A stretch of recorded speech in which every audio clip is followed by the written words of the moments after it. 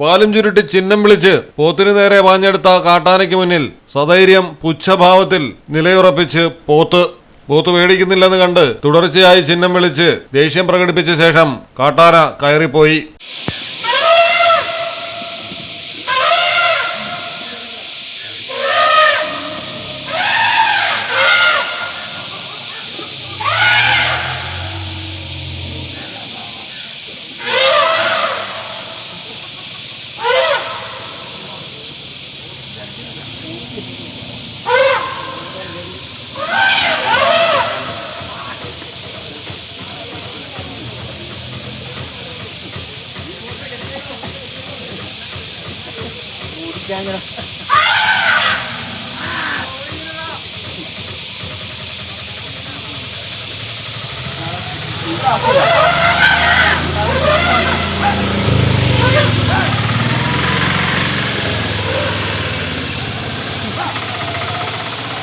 ഇടുക്കി ആനക്കുളത്താണ് ആനയും 2 കുട്ടിയാനകളും സഹിതം ജലാശയത്തിനരികിലെത്തിയത്.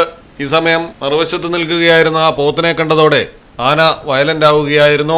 ഭയപ്പെടുത്താൻ ശ്രമിച്ച് പരാജയപ്പെട്ട് തിരികെ കയറിയ ആന ഒരിക്കൽ കൂടി തിരികെ വന്ന് ഒന്നുകൂടി ഭയപ്പെടുത്തിയിട്ടും പോത്ത് അനങ്ങിയില്ല, ഒരേ നിപ്പ് നിന്നു. തുടർന്ന് ആനയും കുട്ടികളും കാട് കയറിപ്പോയി. Malayalam television, Idukki. Never seen before designs. നിങ്ങളുടെ സ്നേഹത്തോളം പ്യൂർ ആൻഡ് പ്രഷ്യസ്, ഹൃദയം തൊട്ടറിഞ്ഞുള്ള service.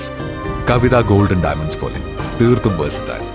Kavita Gold and Diamonds, the versatile jewelry.